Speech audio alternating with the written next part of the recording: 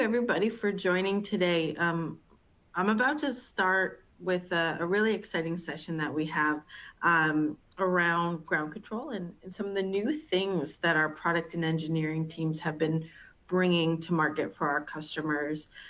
Quick introduction, I'm Rachel Pickering. I'm on the product marketing side of things, and we've got a few other folks from the team who are here to help out with the conversation. Before I jump into everything, couple of quick little housekeeping things. There's a Q&A box. You should see it on the right-hand side of your panel. If you've got any questions that come up as we're walking through the functionality or some of the use cases that we're talking about today, please go ahead and enter it right in there. We'll do our best to get to every question, whether it's sort of in the flow of conversation or at the end. We've reserved some time as well. So please, as things come up, go ahead and enter them in there. I really appreciate you all joining today. So today, like I mentioned, we're going to talk about some of the new features, highlights, and show some live demos of some of the stuff that we've really excitedly delivered in the latest release of Ground Control, as well as some things that are on the newer side.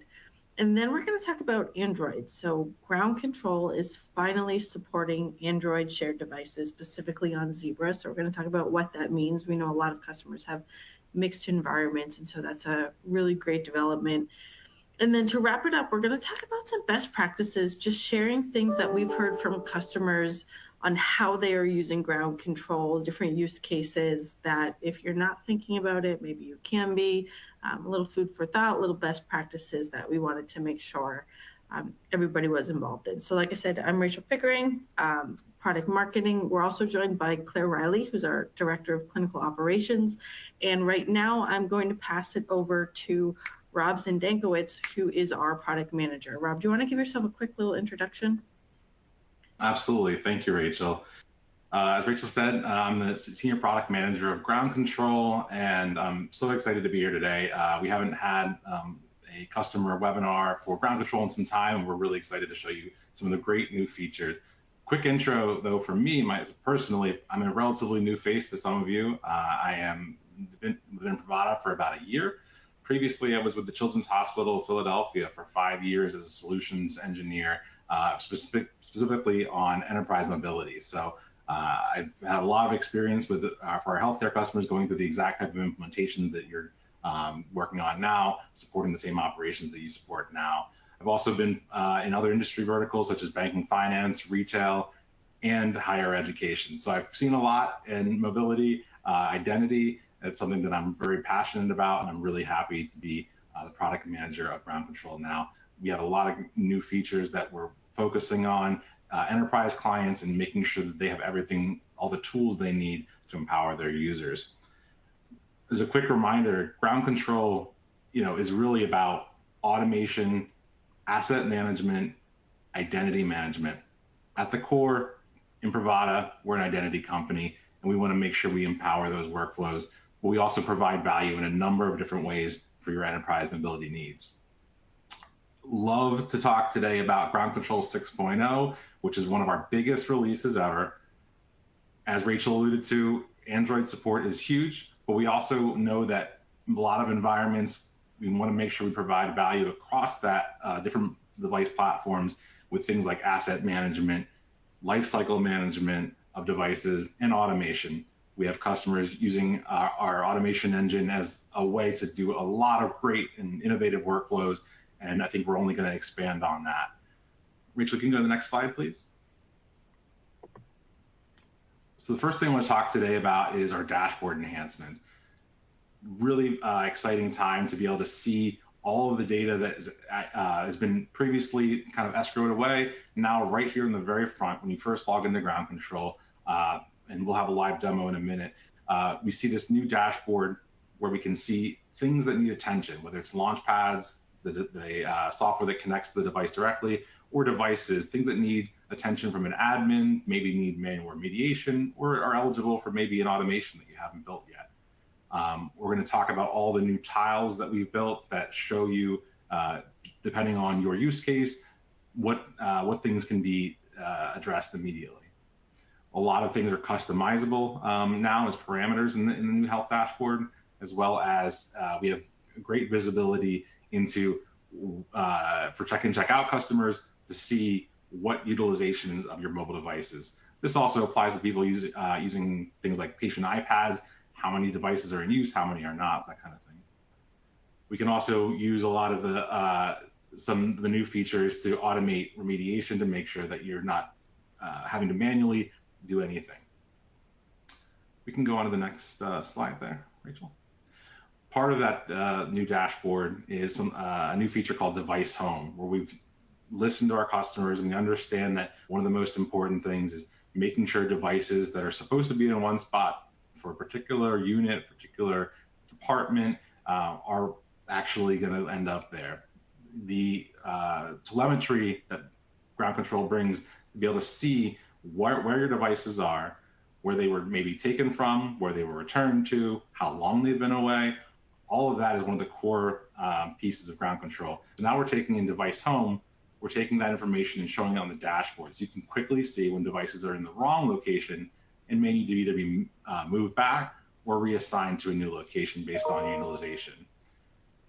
The Device Home can also power automation, as I mentioned a minute ago. So we'll see in the demo how we can actually detect when a device is returned to the wrong spot and do automated actions to make sure you get back into service and that your users aren't affected for any long period of time. Okay. All right. Why don't I start my demo here? I'm going to share my screen. All right, great. So as I mentioned, when logging into GroundControl 6.0, right off the bat, you're greeted with the dashboard.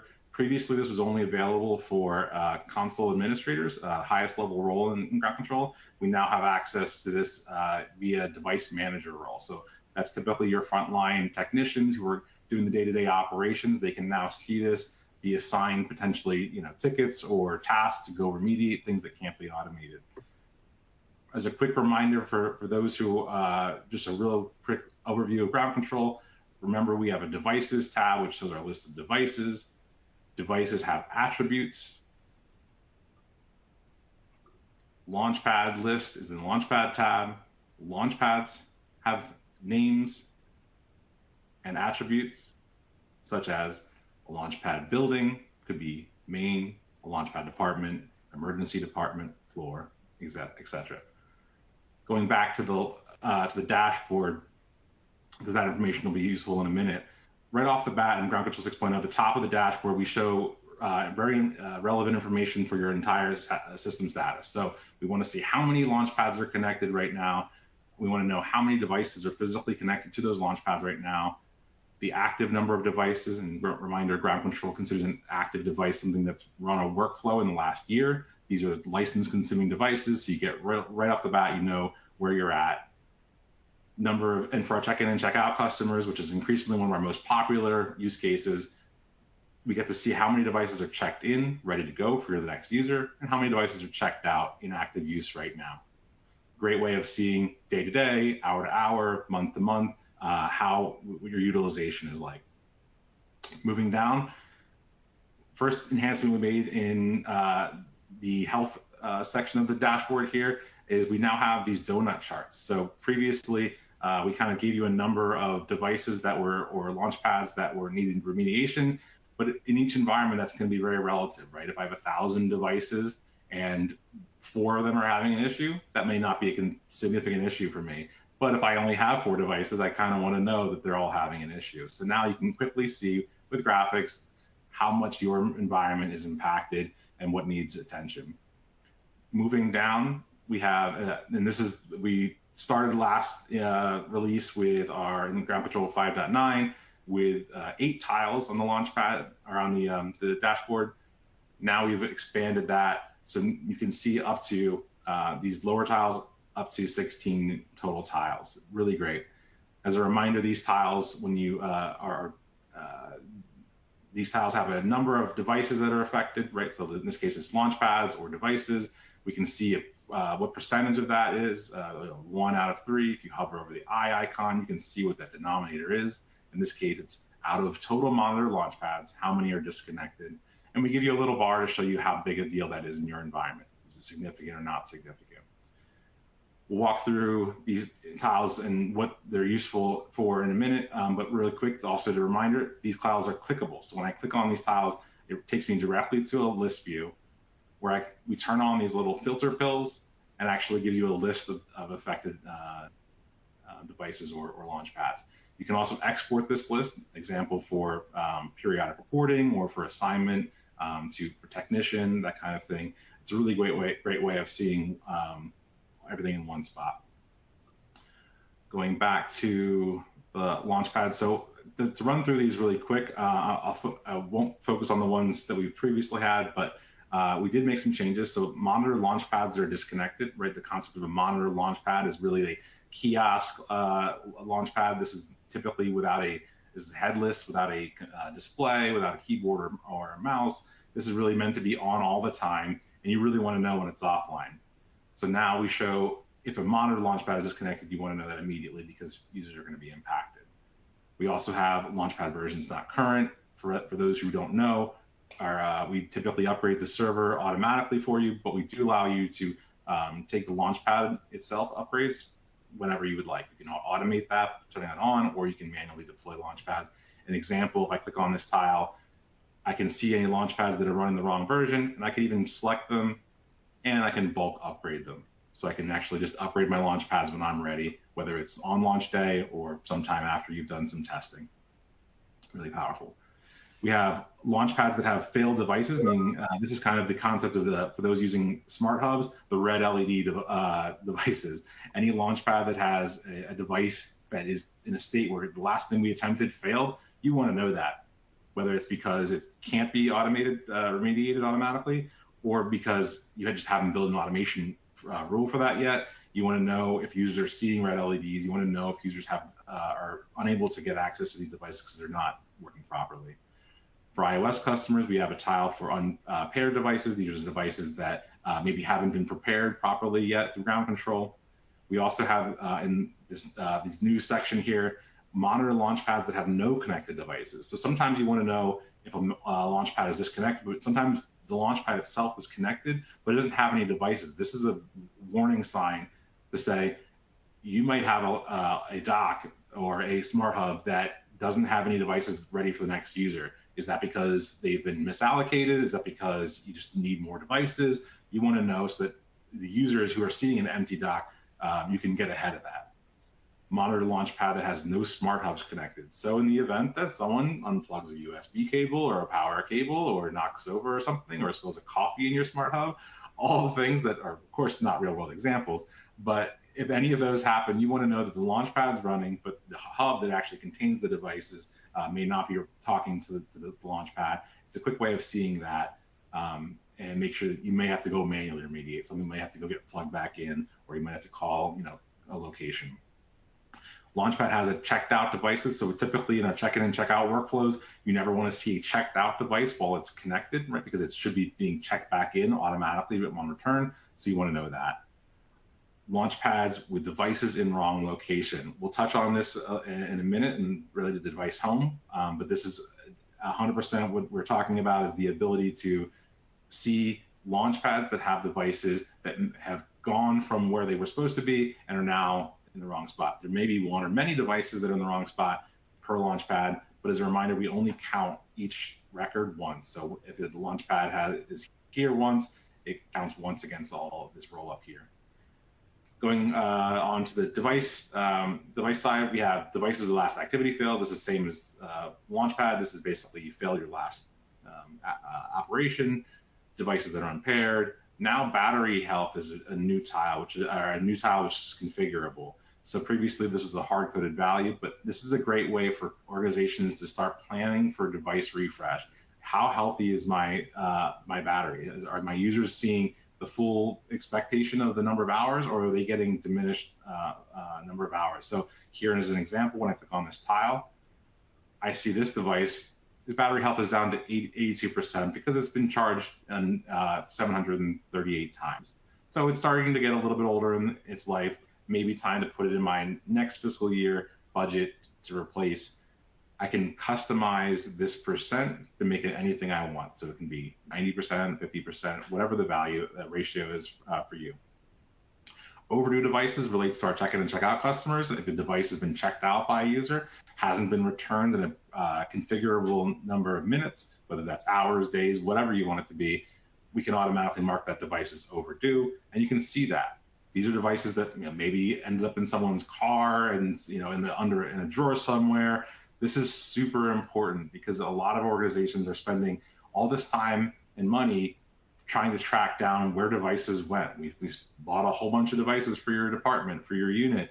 Where did they go? Well, with the concept of ground control check-in and check-out, we have an identity associated with that device. Rob checked it out, where he got it from, how long he's had it. It's now marked overdue.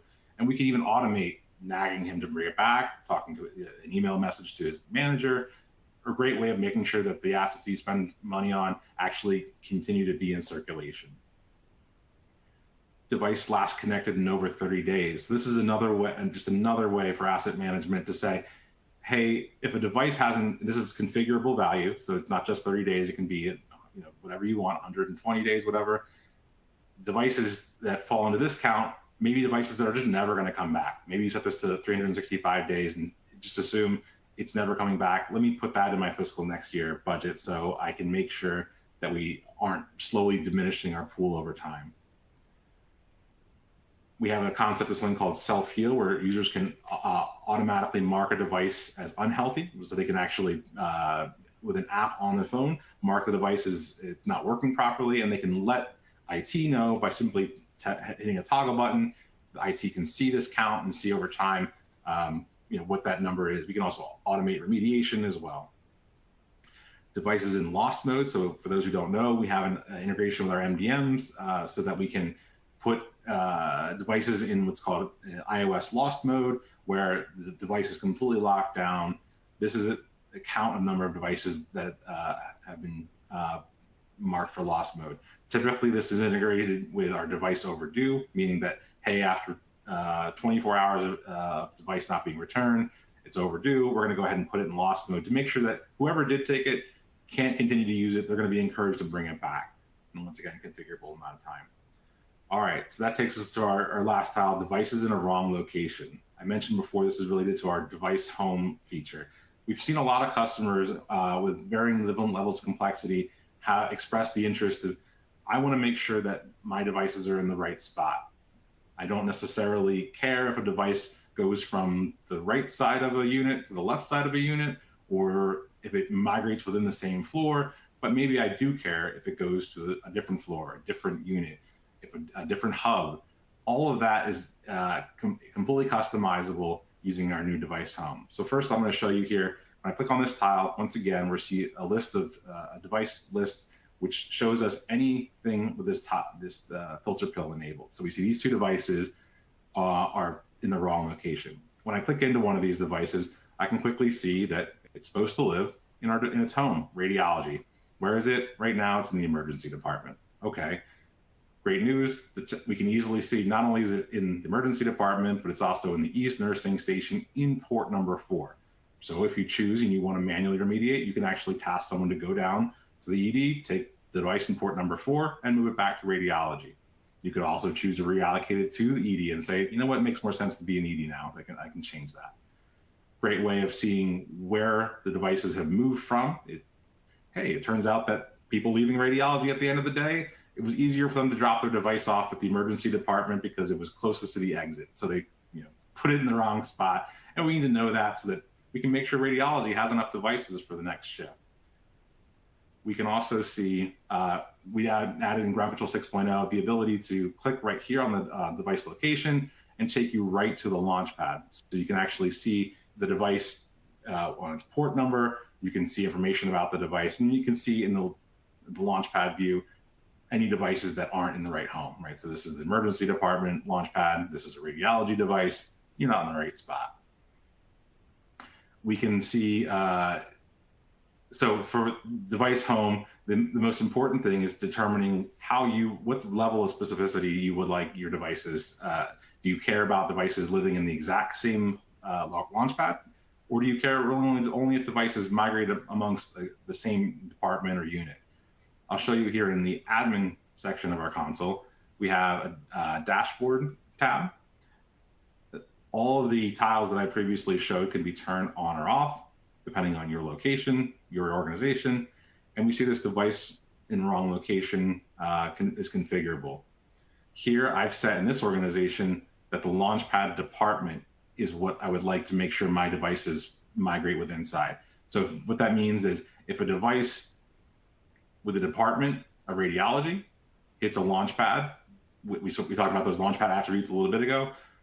If it hits a Launchpad as a radiology department Launchpad, it's in the right spot. But if I go up to a different department, such as the ED or anything else, I'm going to automatically be marked as a wrong location. But sometimes you might want to be more specific than that. You might say the Launchpad name. It has to match. I want to define each device has a Launchpad name, such as ED1, ED2, the name of the Launchpad it came from, and it has to go back into that specific Launchpad. I can choose that. I can say, hey, it's really important to me that it goes back in that exact Launchpad. Or maybe the inverse. Maybe I don't care at all. As long as I'm a multi-hospital organization and I only care if devices migrate to different buildings, for instance. Okay, that's a very high level, but we can say as long as the building, for the device is main, and you dock at a Launchpad that's for a Launchpad building main, you're going to be in the right spot. You move for a different building, you're going to automatically be counted against the wrong spot. So it's very customizable. Each organization is going to find the right specificity for themselves. We're pretty sure that this is going to be a huge benefit to organizations who are constantly hearing from department managers say, I don't have enough devices, or I have too many devices, and people are putting phones next to the docks because we ran out of spots. This is going to be a really great way to see that. As I mentioned earlier in the call too, we have the ability to automate off this too. So I'll make quickly an example automation rule to help us make sure a device gets back to where it's supposed to be. For those who aren't super familiar, this is our automation tab where you can define a large number of activities that can happen automatically when a device is, for instance, docked. So if I make a new automation rule and I say device in wrong location, and I'd say when the device is attached, and the condition when the device home is not, let's say it's depart. We've chosen the department as the level that we want. Okay, so when the device home, which is maybe radiology or emergency department or pharmacy or something like that, does not match the Launchpad department of the Launchpad that it's connecting to, go ahead and do something. What do we want to do? Let's send an email alert. So this automation says whenever this device attaches to the wrong spot, go ahead and send an email alert. And so let's look at that email alert. What does that mean?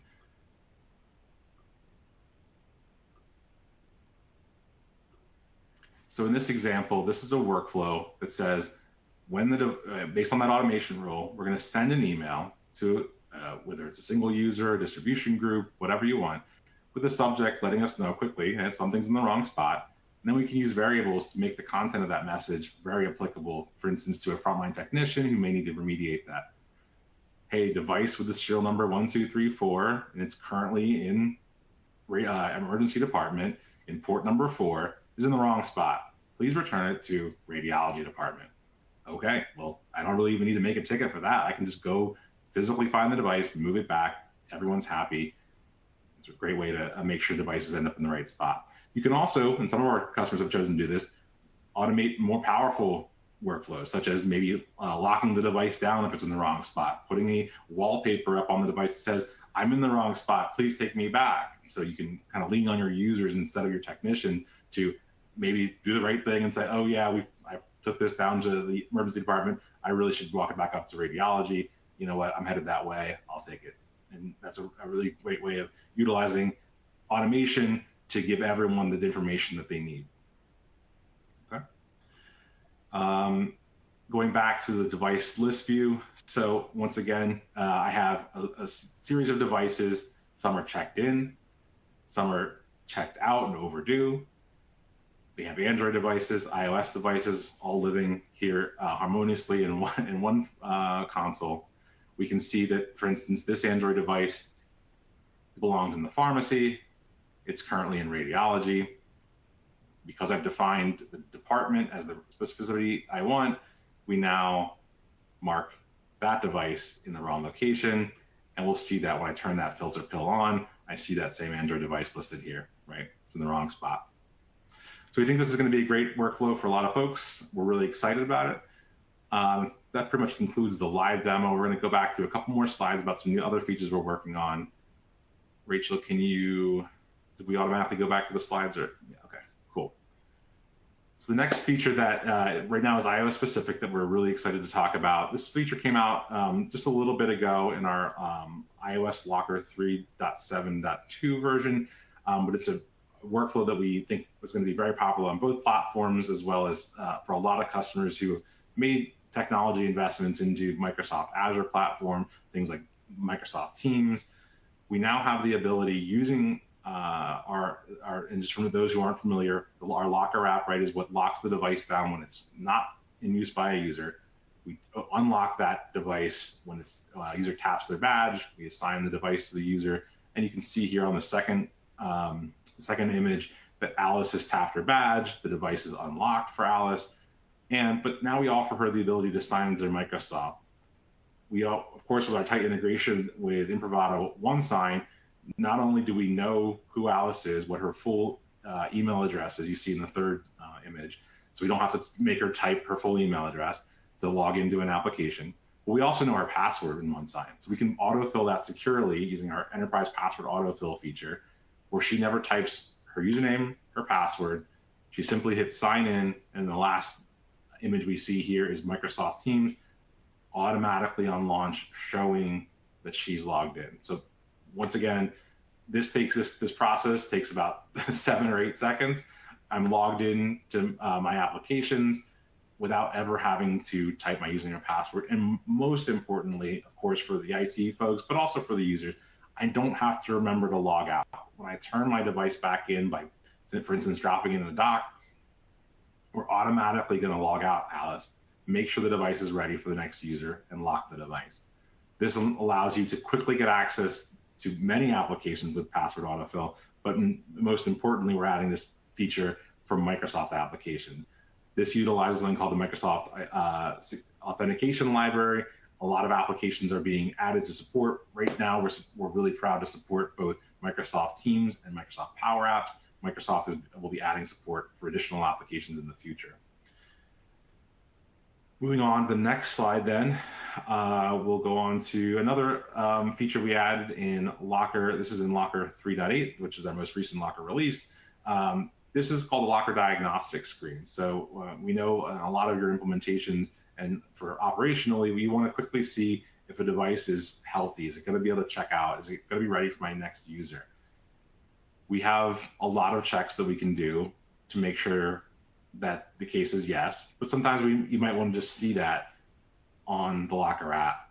In this case, when I open the Locker Diagnostics, I can quickly see common issues like inability to reach the network, the OneSign server over the network. Maybe the emergency unlock pin is not set. So in the case that we can't unlock the device with my badge, how am I going to get into the device? Ground control, for whatever reason, is not accessible, maybe because of also a network issue.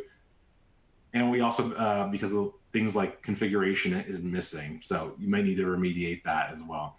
This is our first pass of this diagnostic tool. We'll be adding additional checks in future versions. We think this is a great way of, prior to implementation, making sure you're good to go, and also troubleshooting. It's a quick way of seeing what could be the cause of the issues. We'll also look to implement this in both of our platforms as well. Okay.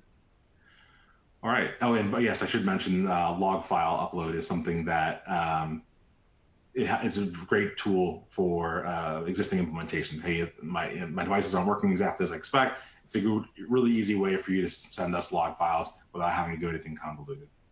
Okay.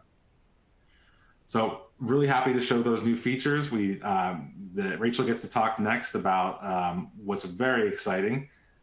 GroundControl 6.0, as we mentioned, is one of our biggest releases ever, and finally we're supporting Android. So I'll pass it off to you, Rachel. Thanks, Rob. Before I get into that, I just want a couple of questions came in that I felt like maybe we can address now, just to make sure everybody is speaking the language that we are. So one, quick and dirty, just for anybody who isn't as familiar with the terminology, Rob, can you just outline what exactly a launch pad is, and what it consists of, and what it pertains to? Absolutely. So our the software that we have, fundamentally, ground control brings locationality to your shared devices. Where are they? But how do we do that? Devices typically end up in multi-gang smart hubs, which connect to a computer, whether it's a Mac or a PC, running our Launchpad software. Basically, just another way of calling our agent. Our software runs on the computer, which allows us to see when devices connect, allows us to do things like software upgrades, allows us to automate things like checking in, checking out. A lot of our customers are using workflows such as iPad provisioning for patients. We can do a number of things because we physically connect over USB. We work really well with your existing MDMs, such as VMware Workspace ONE, Microsoft Intune, Avanti Neurons, previously Mobile Iron. We help you get your devices into your MDM via this Launchpad software. Each Launchpad is individually named, and that's where you can add additional attributes to group them together, such as department, unit, building that I showed previously. Okay. Thanks, Rob. And the other question that came in, I will take that one because it's a really perfect lead into what we're about to see and talk about. The question was, did I see Zebra listed with the devices? Why would that be listed in there, right? And so this is something that we are very excited about. We have worked really closely with Zebra over the past few months and quarters to bring ground control and Zebra together to support Android devices. So for the first time with this latest release, ground control will support Zebra devices. This is something that incorporates our check-in and check-out functionality, so that deep integration with Imprivata One Sign, so we can lock down devices in between users. We can assign them with that badge tap. We can easily get them into the applications that they need to deliver their workflows. It also layers in the asset tracking and management. A lot of what Rob just went through with that dashboard is now supported on Zebra devices. This is super exciting. Zebra has absolutely amazing rugged devices that are used in both clinical and non-clinical environments.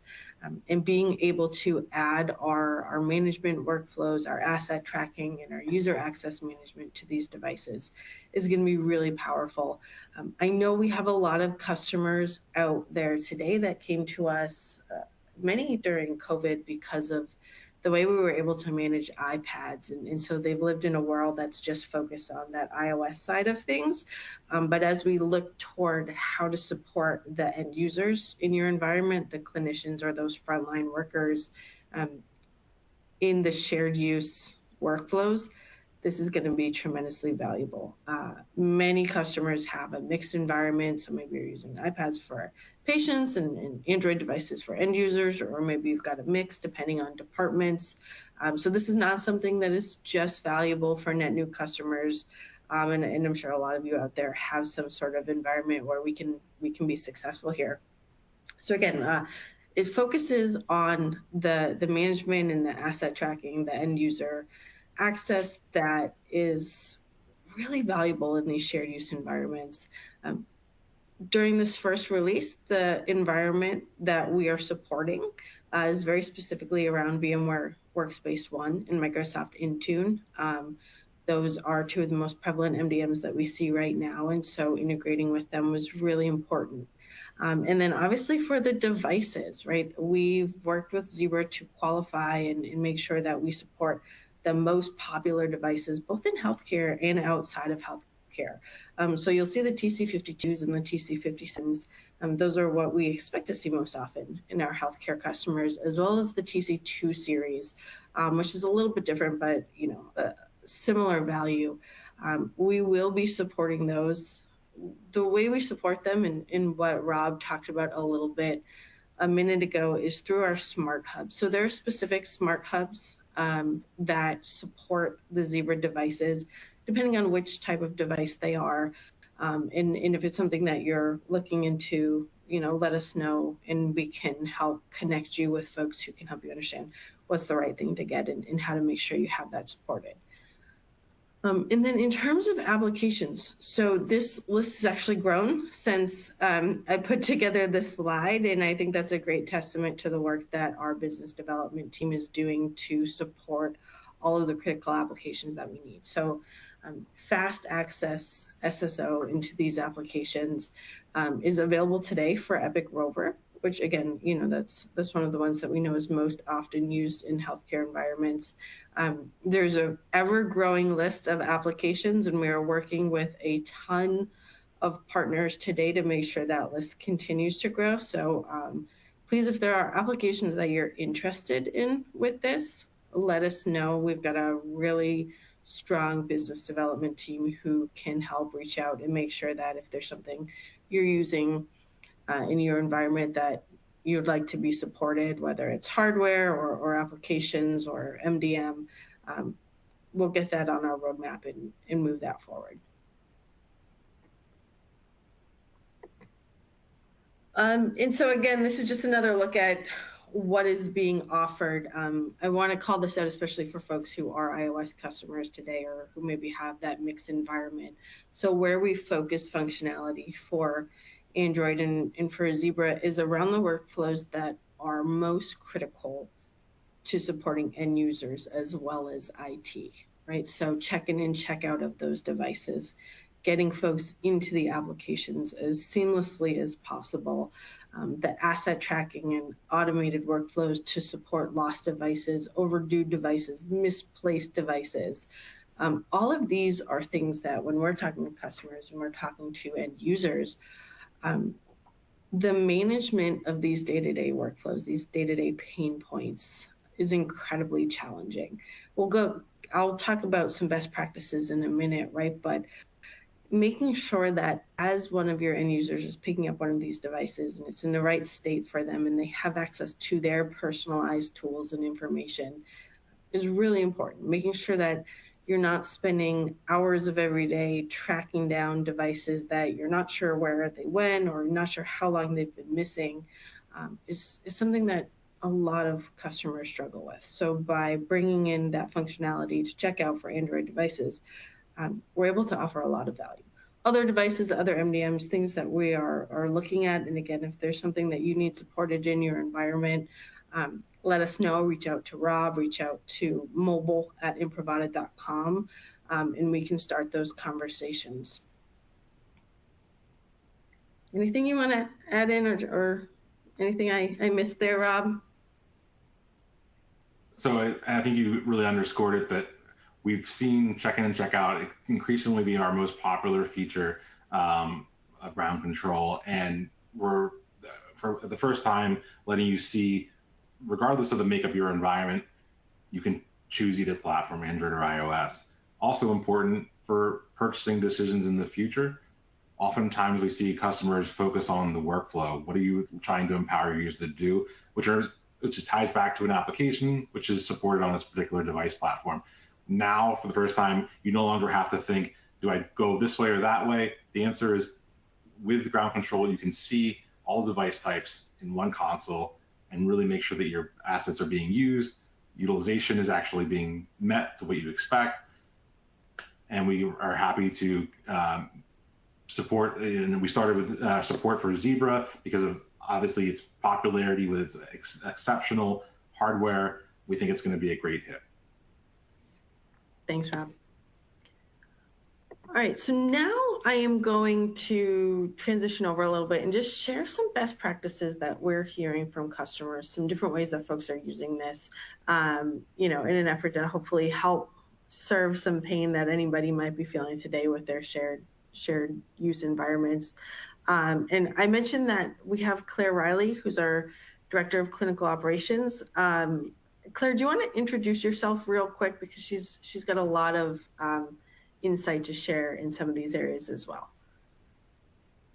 Yeah, sure. Thank you, Rachel, and good morning, good afternoon, good evening, everybody. I'm Claire Riley. I'm the Director of Clinical Operations here at Improvata. I've been with the company for over 7 years now, but my great interest here is I'm an emergency room nurse of many, many years of lots of international flavour. And mobility really does impact the end users and primarily the nurses. Those devices getting out where they come from, getting them back to where they need to be charged. They end up in drawers, they end up in laundry chutes, they end up all around the house. So primarily there's no way of tracking those until, of course, we introduce ground control. And it's thousands and thousands and thousands of dollars. And myself and my team do clinical walkthroughs, really trying to understand the workflows of mobility and how end users, whether it's nursing, physicians, EVS, transporters, there's a wide variety of end users in healthcare using mobility. But how do they use it? Where do they collect those devices from? And we have hundreds of photos to validate where they do end up in a lot of places. And the reason we started doing that was because from an executive side of the house, they were like, no, they do end up where they need to be. It's not our primary role of going into work. We come to work to save lives. So anything that we can do with technology to make it simple and keep those workflows efficient, we're all about that here at Imprivata. And then the other piece of it, just to piggyback on that, is the footprint. You know, where are those devices? If they're not at central places where we meet, where we take huddles, where we do handovers, if you're asking me to go down to a hall around the corner into a locked cupboard, I'm probably not going to do that at the beginning of my shift, if I do it at all during my shift. So Imprivata really does try to enhance and streamline that workflow for those end users, and equally as important, the footprint. And then, of course, making sure that we have all the necessity of the back end, power, network, and a space for these docks. Thanks, Rachel. Thanks, Claire. All right, so the first one that I want to talk about is something that we've been hearing more and more often as customers continue to mature their mobile footprints, mature their approach to mobile workflows. Communications is one of the places where they started, right? We know we moved to HIPAA compliant messaging, and then as those started to mature into different ways to consolidate that clinical tool belt, to remove pagers, to have direct access, whether it's phone, message, some of them, you know, quick walkie-talkie over the smart device, right? But really unifying that workflow and making it easier for the right person to get a hold of the other person that they need to help deliver care is really important. And so as folks are starting to mature that vision, digital identity plays a really key role here. So when we're talking to customers, some of the biggest points of frustration they have is, you know, hey, we have mobile phones and we have mobile communication tools, but how do I make sure that if I pick up that phone to call somebody else who has a shared phone, how do I make sure that I'm getting a hold of the right person without having to go through this long-winded, let me check the on-call sheets, let me figure out who that right person is. Okay, now let me figure out which phone number they have for the day, right? With mobile communication solutions, you're able to have somebody log in and define which role they are, right? And then when you bring Imprivata into that and you log them into those tools and you get them in as their personal credentials, when I pick up that phone, I no longer need to worry about, oh, do I have to call Rob today or do I have to call Claire today? And which phone do they have and which phone number do they have? It's let me click one quick button to get to the on-call physician that I need. I don't need to know who it is. I just need to know the type of person that I need to get in contact with. And so using digital identity, tying the access of individuals to the devices and to the applications is one of the ways that we've got a lot of customers using ground control to improve that end user experience, right? So it starts with getting that personalized device.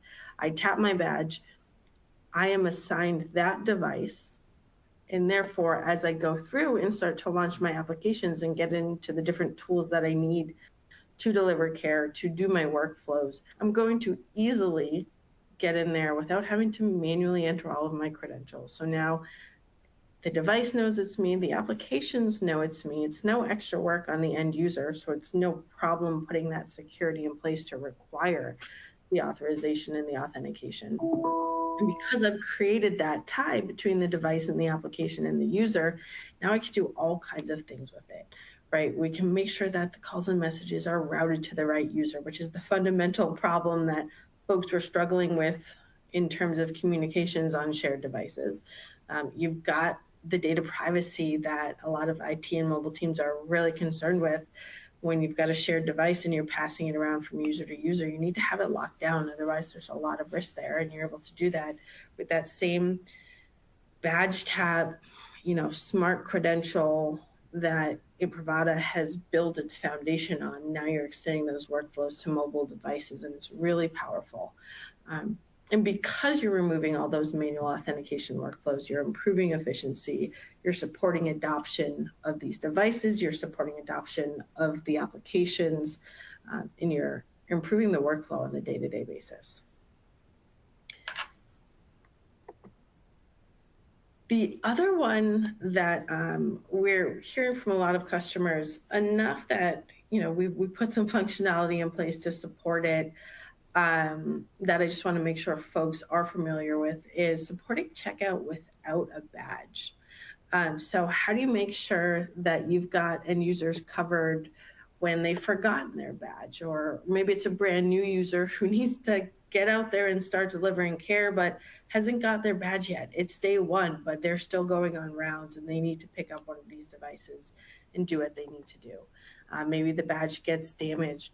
Maybe they can't find it for whatever reason, or sometimes we're also hearing somebody grabbing a batch of devices. So I run down the hallway and I pick up 4 devices for clinicians who are about to go on rounding in an educational facility, and I can't line them all up to tap their badge one by one, grab the devices, and then go. Someone just runs down and says, oh, let me grab these devices, hand them to my team. We want to make sure that that team is logged into those devices, has them checked out so that we have all that great asset tracking and auditability there. Being able to now unlock a device without a badge, check it out with your user credentials, is one way that folks are doing that to support all of these different environments. This is something that is really easy to do, and all of you should have the access and the ability to implement it in your environment. So definitely something we just wanted to make sure you all were familiar with, because these use cases do come up more often than we'd hope.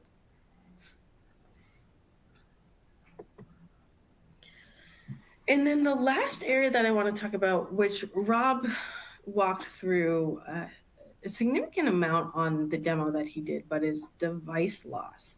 So we've got a lot of great tools in place between our comprehensive dashboard, the ability to trigger automated workflows based off attributes like when a device is set into lost mode, or when it's been added to the wrong charging station or smart hub at the end of the shift, right?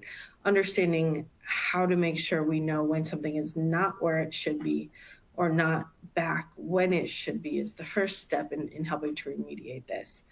But the other thing that we can do that a lot of customers are doing, and I just want to make sure folks are aware of this, is using different custom attributes to make that device more easily understand where it does belong. So if I am at the end of a very long shift and I'm walking out the door and I realize that my phone is still in my pocket or still in my bag, and I pop it into one of the smart hubs in somewhere that is close to my exit, right? How does somebody pick that up and quickly know where it belongs? You can do things like set wallpapers on those devices, or as you can see in the example on the screen here, list out on the lock screen who it's assigned to, what department it's part of. All of these things are configurable so that when that device does get misplaced, it's that much easier to get it back to where it should be.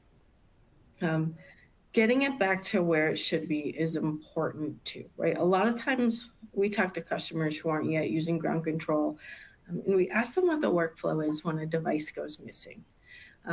And a lot of times the workflow is, well, we've got a paper sign-out sheet, and Someone tracks it every day. And when we do figure out that a device hasn't shown up for a while, we then go back to an Excel. And that Excel spreadsheet that's owned by somebody else will be able to tell us that the device number 3 that I had that's missing is actually serial number XYZ.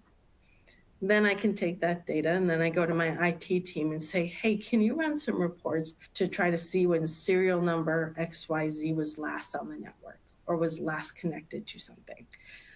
When IT gets a chance, they go through and they run those reports and they're able to say, yeah, we haven't seen it in about a week. By that time, it's usually long gone, long forgotten, right? And that is a very manually intensive process for the clinicians who are running around chasing these devices, for the clinicians who can't use the devices to do their job, for IT, for all of the different people who are pulled into that workflow. And so more often than not, what we hear is it just doesn't happen.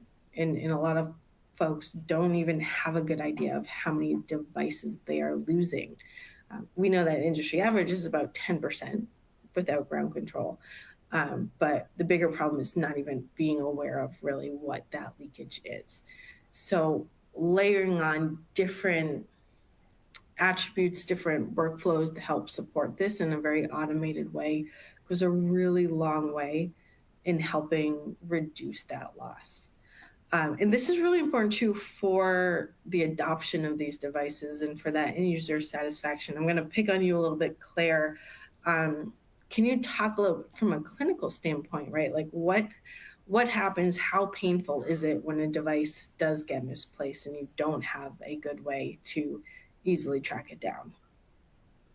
I mean, it's painful, but it's a little more than the asset tracking and the inability to communicate with each other one-on-one. We start moving into operational issues and patient complaints. Because what happens is end users will start to use the overhead system. Rachel Pickering, can you call 1234? That's noise. That's very dissatisfying for patients, and particularly, when we go into the evening hours. And hospitals really, really factor in trying to reduce noise, because reducing noise obviously promotes faster health. So it's multifaceted. It's inconvenient for the end users, but then they start taking shortcuts and then it becomes operational interruptions. And again, with the best intent, I hand over to you, but when I hand over to you after 12 hours, maybe that battery is dead. So I put it into my pocket. I forget about it. I don't get back to change it around. And then I go back into shortcutting, trying to communicate. And that's only communication within the department. And then it gets more complex when I want a cardiology consult, when I want radiology stat into the department, and all those good things that we need to communicate outside of the four walls of our own department. So it's inconvenient for almost everybody on every level within healthcare at some point during that cycle. Thanks, Claire. All right, so that's the end of the meat of what we hope to cover today. Again, appreciate all of you joining in and learning a little bit more about the latest features and the new stuff that we've been bringing to Ground Control. Again, we'll give it a couple more minutes to see if any more questions come in. Feel free to enter them right in that Q&A while we're wrapping up. But again, there's a couple of things I want to point out. We do have an email distribution, mobile@imprivata.com. So if you think of any questions after the fact that, pop up and didn't hit you during this session, feel free to reach out to us here. That goes to our product team as well as our business development mobile team and myself. So someone will be able to answer whatever question you have or point you in the right direction. We've also got our documentation that is readily available and listed for any specific questions about, I saw something and I want to see a little bit more about how it works or what I need to do to get it up and running in my environment. Thanks, Rachel. While we're looking at additional, waiting for additional Q&A, I just want to state that, we're continuing to focus from a product standpoint to make sure that you as enterprises have exactly what you need to remediate, to see what devices need attention. So whether that's reporting via the dashboard, automation with device home and automation rules, all of those are things we expect to keep investing in. Seeing data over time, things like making sure that the reliability of our check-in and check-out is good. All of those things are very important to us, and we're really happy to see folks are building very impressive deployments. And please feel free to give us your feedback at any time. We always listen, and we're very much appreciated. So we don't have a question, Rob, but we have a comment from Roxanne at Connecticut Children's that I've got to read because it's just a comment. We haven't had any iPhones go missing in the 2 years since we've had checkout. That is fantastic. That is a testament to the workflow. And to be honest, Roxanne, a testament to your team and in your ability to get folks using this solution. I would love to hear a little bit more about that, but thank you so much for sharing. That's a nice closeout, I think, Rachel. Thank you for sharing, Roxanne. Makes it all worthwhile. It does. It makes me happy to hear that. It really does. Me too. Question, Rob, you want to jump on this one? What happens if a personal device gets put in the hub? That's a great question. That's a great question. So by default, we definitely don't mess with personal devices. We're not going to try to erase it. We're not going to try to configure it or anything, but we actually can show that as an unpaired device on that dashboard I showed. So sometimes it can be useful information to know that people are continually using up a slot in one of your smart hubs to charge their, Rob's personal iPhone. We can display that for you so you can start making policy decisions on, hey, please don't charge your personal phone. But by default, we don't mess with those phones or devices, I should say. Thanks. All right, we'll give it just one more minute, and then I think we can go ahead and wrap up. So again, last call for questions if anybody has them out there. But again, I really appreciate you all joining today and listening in as we talk through some of the exciting stuff. We are here. We are still getting more questions. Are Samsung devices supported? So today we are supporting and are supported by Zebra devices. We will reach out to you if there's a specific device that you are using in your environment today. We can figure out whether that's something that's on the roadmap or validated. Absolutely.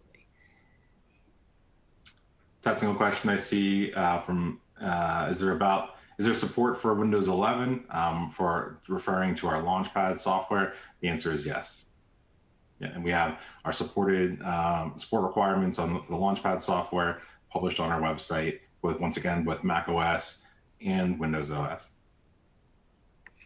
And then we've got another specific licensing question, which, Roxanne, we could follow up with you directly, but if you're using Checkout, there's no additional charge to support single sign-on into your different applications. So we can certainly follow up with you to make sure that you've got all the right things in place and or turned on, because the single sign-on portion, the integration with OneSign, does come with our Checkout license.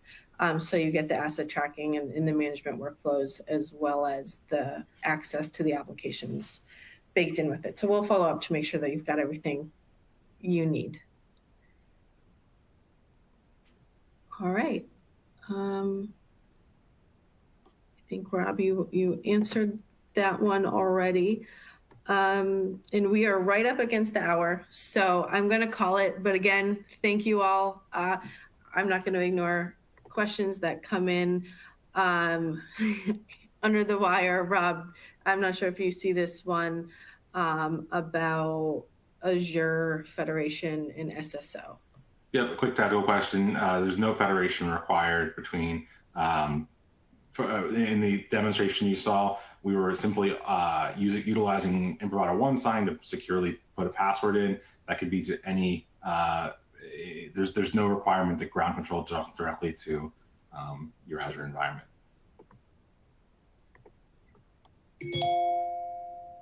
Thanks, Rob. And I think specifically talking about Apple Business Manager, and the answer is there's no requirement there. And I think that was the bell, Rachel. We're going to get Carl. That was, we are. So again, thank you, everybody. Appreciate your time. Emails right up there. If anything comes up after the fact, we'll be happy to jump on and respond. Hope everybody has an absolutely fantastic day. Thank you, Rob. Thank you, Claire. Thank you, everyone. Thank you. Bye.